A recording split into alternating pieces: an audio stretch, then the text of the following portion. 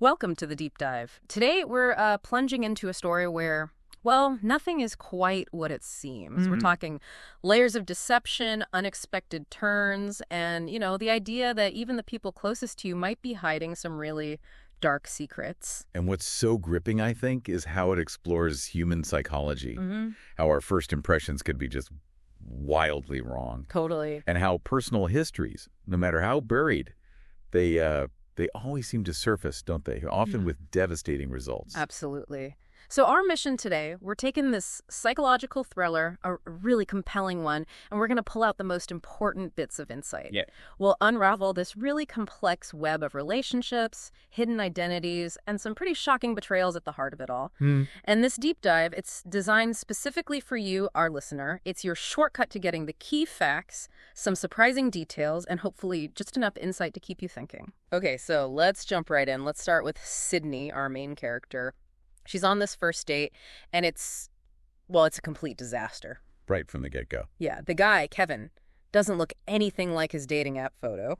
Classic. A common starting point, unfortunately. And then, get this, he immediately tries to recruit her into a pyramid scheme. Wow, okay. Complains about his food, then just takes her Diet Coke, and when she tries to leave, he gets aggressive. You know, what's fascinating there is the rapid escalation of red flags. Yeah. It starts with misrepresentation, the photo, right?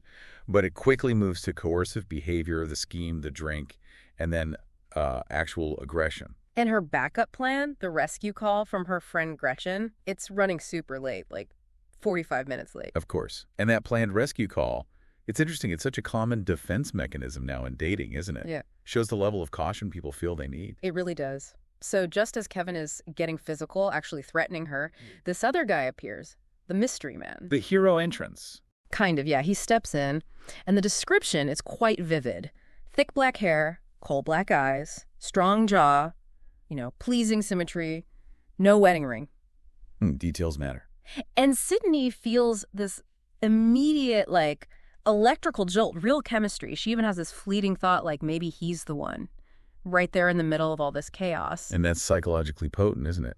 This meet cute happens under duress, under threat. Right. So it instantly creates this really intense connection for Sydney. It sets this incredibly high bar, maybe unrealistically high, based on him being a rescuer. That makes sense. No. So from that chaotic beginning, things unfortunately take an even darker turn. A truly horrific turn. Okay. The murder of Bonnie, Sydney's friend. Oh, wow. Yeah, Bonnie's described as beautiful, smart, funny, but kind of struggling with her dating life, actually. And Sydney, along with Randy, who's Gretchen's boyfriend, and the building's they're the ones who find her body. Sydney follows this trail of blood, and Randy's just there, fiddling with the toilet tank, somehow oblivious. That's chilling. The discovery itself. How does the information about the crime, the details, how does that unfold for Sydney? What hits her first? Well, the initial shock, obviously. But then she talks to her ex-boyfriend, Detective Jake Sousa. The ex is the detective, okay. Yeah, and he's assigned to the case. He tells her Bonnie wasn't just murdered. She's the victim of a serial killer, linked to another murder 18 months before. Oh, okay, so there's a pattern already. Exactly.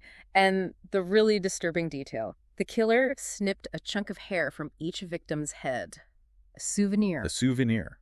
That speaks volumes psychologically. It's not just killing, it's possession. A ritualistic element. And get this, no identifiable DNA or fingerprints left behind. None. Except possibly some trace stuff that might belong to the medical examiner, which Jake mentions almost as an aside. Foreshadowing, maybe? Interesting detail to drop. And the connection Jake makes, that both victims use dating apps, like this app, Cinch.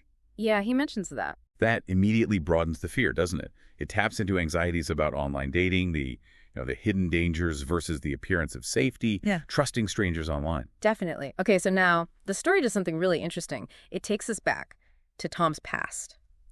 The before story. The origin story. Crucial. Right. High school Tom, we learn he has this abusive, alcoholic father, and he's got this deep, almost obsessive love for Daisy Driscoll, who happens to be the police chief's daughter. The obsession element early on. Yeah. And the father figure, that shapes a lot. And there's his friend, Slug.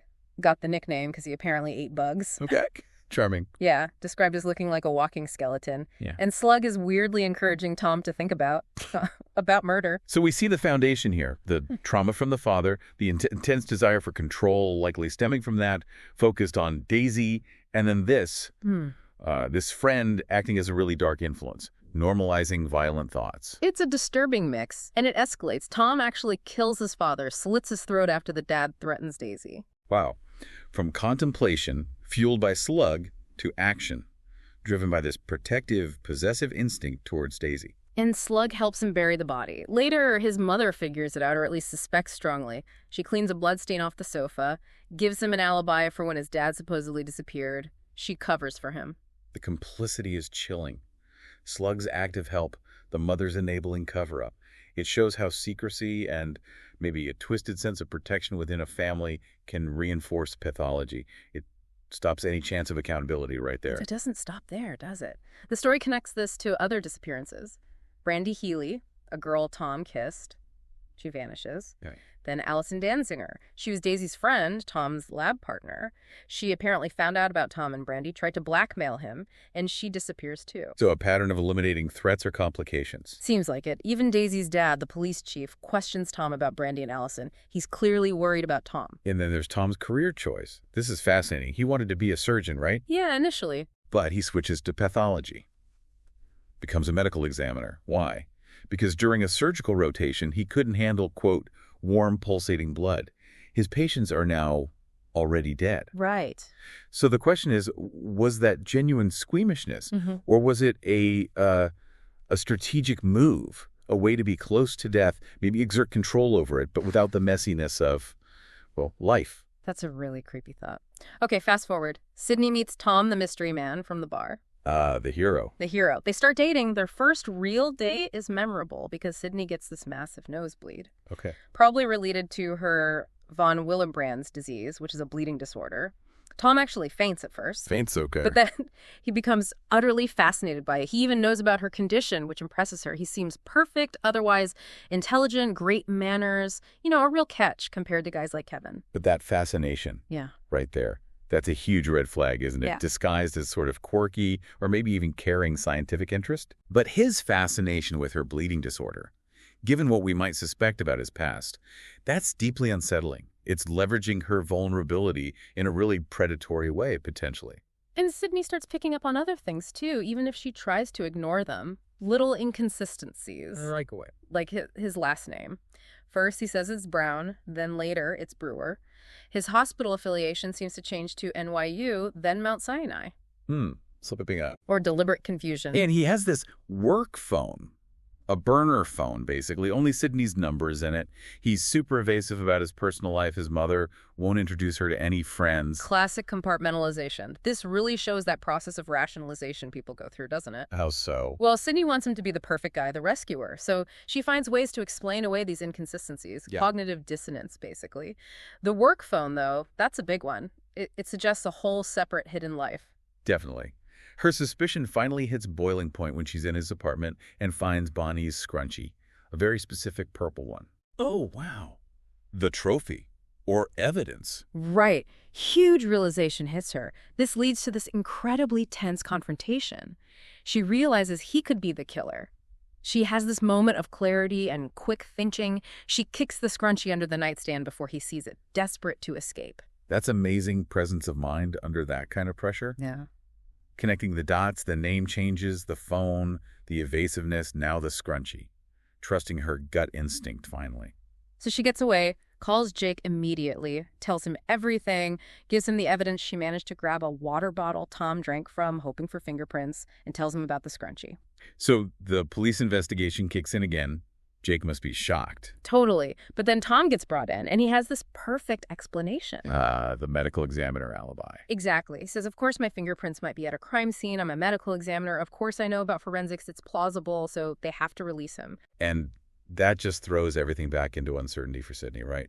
The evidence suddenly seems explainable. It's a brilliant narrative device. The truth hiding behind professional legitimacy. It is. But then comes the final twist.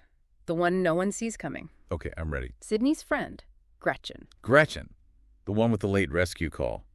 Randy's girlfriend. That Gretchen, she reveals her true identity. She is Daisy Driscoll. What? Daisy? Tom's high school obsession. The very same. And she is the serial killer. No way. Gretchen is Daisy, and she's the killer. Yes, and then she poisons Sydney and Randy with oleander. Why oleander? Because she knows from Tom that it doesn't show up on a routine autopsy. Oh my God, that's the ultimate reveal. Everything clicks into place, doesn't it? Her previous nosiness about Sydney's dates, knowing the building as Randy's girlfriend, the subtle manipulations, it all gets reframed as incredibly sinister. Totally. The danger wasn't the obvious suspect, it was the friend, hiding in plain sight. That level of calculated long-term deception is profoundly disturbing. And her motives. Pure possessive love for Tom. She eliminated anyone she saw as a threat to their connection. Brandy back in high school? Allison. Even poor Slug. Slug too. And Randy, just now, because he found her with some evidence and was going to expose her, and then she drops another bombshell about Tom. What? She says Tom is drawn to her, fundamentally, because he loves to watch her bleed. Loves to watch her. Oh, that connects back to his fascination with Sydney's nosebleeds. Exactly. So it's not just her obsession with him, it's a shared darkness. A symbiotic, destructive dynamic. Yeah. Like a folio doe almost. His pathology and hers feeding off each other. He's drawn to her violence, her bleeding, just as she's obsessed with him. Chilling. And just as the police sirens are getting closer, Tom shows up. Gretchen Daisy has Sydney cornered. Tom makes this choice. He tells Daisy he'll go with her, protect her, but only if she spares Sydney, and the killing needs to stop. A moment of conscience. Or self-preservation. Maybe. But then Daisy asks, even if they deserve it? And Tom replies chillingly, well, that's different, of course. Wow. So the killing stops. Unless he decides they deserve it. Oh. That's not exactly reassuring. Not at all. And with that, Tom and Gretchen Daisy disappear together. Just vanish. Leaving Sydney alive, but traumatized. Right. So what does this all mean in the end? It's been this wild ride through deception, identity, obsession. Sydney is safe. Jake is watching over her. But Tom and Gretchen are out there somewhere. And it just underscores, doesn't it, the sheer complexity of people. How easily we can be fooled by appearances. How our pasts, these hidden histories like Tom's and Daisy's, inevitably shape who we become and the relationships we form or destroy. Yeah. It's that stark reminder, isn't it? The person who looks like the hero might have this incredibly dark side. And the friend, the confidant, could be the ultimate betrayer. Danger hiding where you least expect it. It really makes you think. Which leads us to our final thought for you, our listener. In a world where people can construct these elaborate facades, be so different from who they seem, how much can you ever truly know about the people closest to you? What hidden depths, what secrets might they be carrying just beneath the surface?